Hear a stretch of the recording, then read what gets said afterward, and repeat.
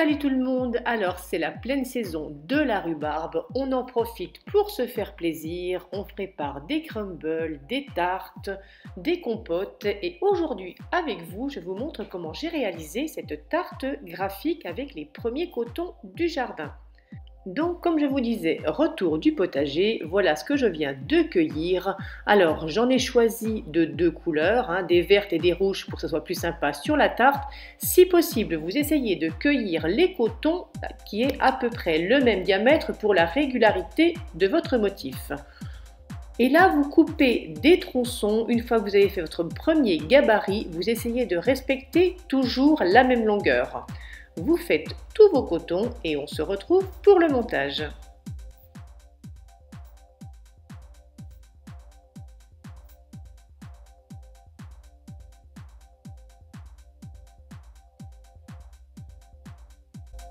Pour faire notre motif, je vous montre sur le plan de travail comment assembler tous vos morceaux.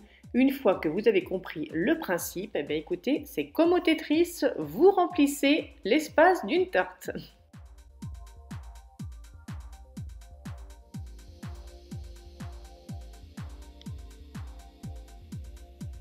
Vous essayez pour une seule rosace d'utiliser tous les cotons d'une même couleur.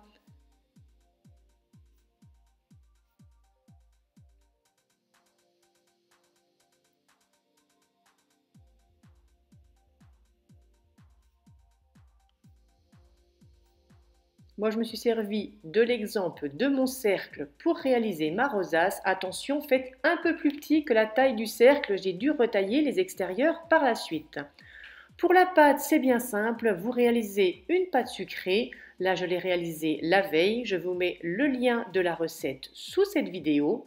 Vous l'étalez sur un plan de travail fariné sur une épaisseur de 3 mm. Et quand c'est fait, vous venez foncer votre cercle à tarte. Alors naturellement, j'ai choisi un cercle à tarte, mais n'importe quel moule à tarte fera tout à fait l'affaire.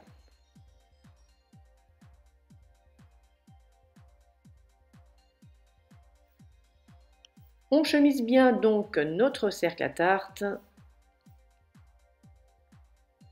On retire ensuite l'excédent de pâte. Avec cette recette, vous avez de quoi faire une tarte. Là, j'ai pris un cercle de 20 cm. Vous pouvez monter facilement jusqu'à 24 cm de diamètre.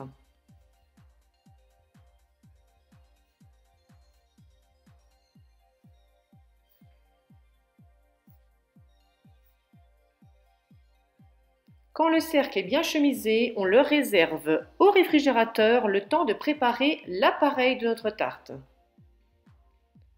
Alors pour l'appareil, c'est bien simple, je le fais au feeling, je fais en fonction de ce qui me reste dans le réfrigérateur. Là, j'avais utilisé un demi-œuf pour ma pâte à tarte. J'utilise naturellement l'autre demi-œuf pour ne pas le perdre.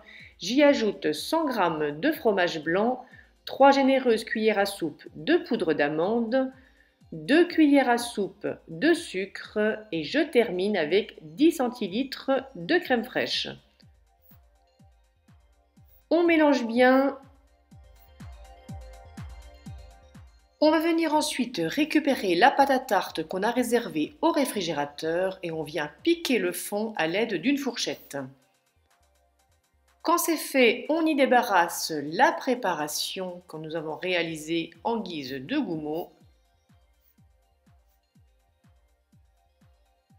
Et après, c'est reparti. Le motif que vous aviez réalisé sur votre plan de travail, il ne reste plus qu'à venir le déposer dans la tarte.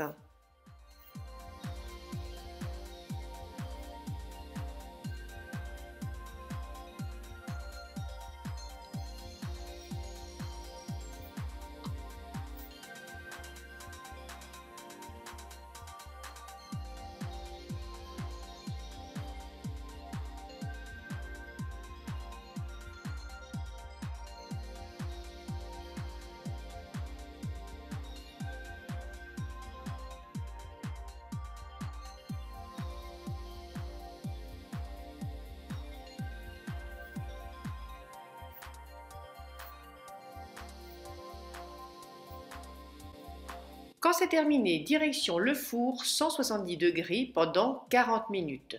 Naturellement, vous adaptez le temps de cuisson à votre four. Voilà mes gourminotes, vous savez vous aussi maintenant réaliser cette jolie tarte graphique. Je vous montre un autre modèle que j'ai réalisé l'année dernière. J'espère que ce petit moment de cuisine partagé avec moi vous aura plu. Je vous dis à très vite pour une prochaine gourmandise et je vous fais de gros bisous sucrés à tous.